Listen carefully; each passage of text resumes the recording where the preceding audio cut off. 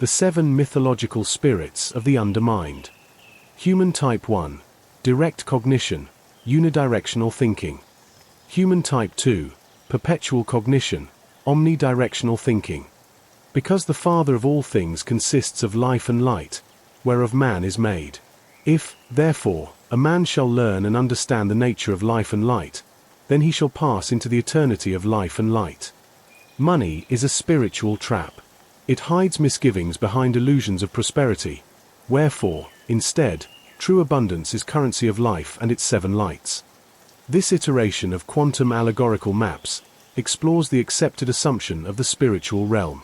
Spiritual realms are infinite, but empirical conceptions of the first 7 electromagnetic spectrums of the brain that first codes the 7 prime colors which create our visual light as the world we witness.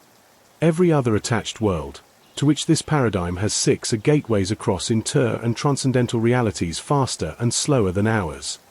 These are internal worlds made up of knowledge, evoking a consciousness that compiles this visual world like an interface, which is no more real than a child playing with a toy, which it will soon discard on finding another, typically experienced as death, but to us, this life of visual light is all we know. This reality, however, is the latent results of the precursive electromagnetic influences of the universe, where we, as humans as its anesthetized children, are blinded pawns lost within organic pre-simulative truths that precede other truths. The truth is everything is the illusion. Realities are one result of many quantum suppressions, or in our case, spiritual atrophies that make us believe we are here. We instead are refractions from sources of light appearing as 3-dimensional shadows across the sedimentary planes of Earth. This video illustration maps the framework beyond the visual range of your mind, highlighting the toroidal traps of spiritual influences controlling your simulation of life. The boredom of time, where one seeks directional distraction, without which its observer of open time becomes a destructive nuisance to themselves, is a mind that lacks the perpetual motion which can engage the free radicals in the ether surrounding them.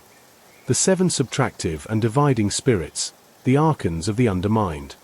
The 7 adding and multiplying spirits, the eons of the overmind.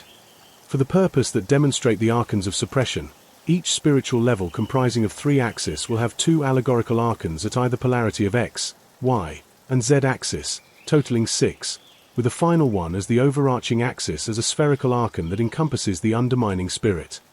The first level, physical X-axis, length. On one side of the X-axis, suppression to brain activity is attenuated below 13 to 32 Hz. This is the first archon, with influences which undermine the prime senses. Its influence reduces the empirical means to make sound judgments in the face of the false realities presented to its observer.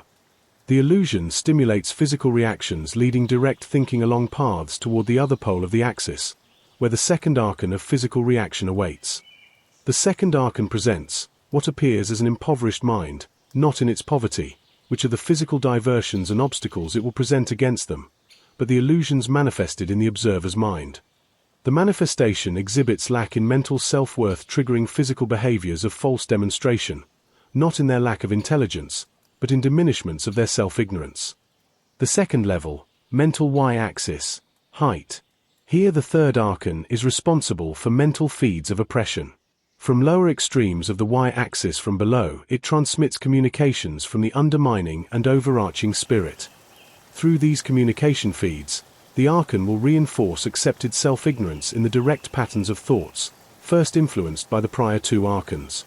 It will amplify conceptual reasoning through language that justifies its external sources, proving the cognitive illusions created by the observer to be true to them. When illusions are fully encompassed within direct thought patterns, the observer's instinctive reaction will be to pacify the turmoil or anguish perceived in the interface of their mind. By inducing addictive agents, which of course is offered by a 4th archon waiting at the upper end of the axis, it will stimulate the senses to accept the temporary alternative illusions. These illusions are, however, designed to be fleeting, thus they fail as soon as their programs are ingested in thought, dropping its observer back into their first illusions they were attempting to escape, creating a pendulum effect. And this reinforces the observer's obsessive behaviors of addiction. The third level, emotional Z-axis, depth. The 5th archon at the Z-axis of depth augments the profound meaning to all sequences of direct thoughts up, until this point in the observer's mind. This is the culmination of the prior four accompanied illusions, manifesting the archetypes of the ego, marking its status as positions within physical society, that themselves are the construct of preordained illusions fostered by other external observers. In this process of the forward directive of their influenced cognitive chains, they force every observer into arenas of life comparison. Here observers, based on the position of everyone that observes them, are measured against and measured to the universal false matrices of money. Money creates elaborate delusions of grandeur and self-loathing, none of which have any empirical reference of truth, other than the observer who creates it for themselves to falsely judge others, and themselves. This naturally leads the observer along thought paths to references of cognitive positions mapped to locations at the extreme of the final axis, located in the underworld. The 6 sequences that converge across 3 axes of the third dimension direct power to the 7th overarching spherical spirit. The 7th archon conceives and undermines all transaction of its thinker, whereby, in this instance, any illusions that first brought the observer to gates from the undermining spirit of the underworld are the gateways that again will lead them to the same manifested physical worlds that its observer, if they had the choice, would prefer not to witness with their mind senses. The observer's direct thoughts is a deliberate re-entry point into toroidal cycles which will lead them back into the visual circus of human illusions, provided, that is, the observer knows how to break the direct loop and adopt perpetual thinking that can compete against the spherical archons of the undermining underworld. In conclusion, to accept the circular trajectories of a direct mind are those whose illusions of thought are false projections of light within dense caves of self-created ignorance and unilluminated consciousness. To the direct thinker, this simulation of life are realities of the first light. The first light is made up of its 7 prime colors, but within the smallest spectrum of the electromagnetic field of the all. Thus, the ego is imprisoned within its own prism of mind. Each thought is led along predetermined labyrinths of cognitive life that subtracts and divides the mind, stripping away its infinite constitutions of transcendence.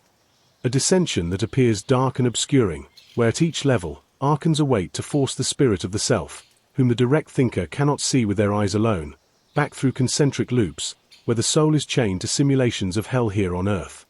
The 7th archon is the overarching ruling umpire of direct thinking.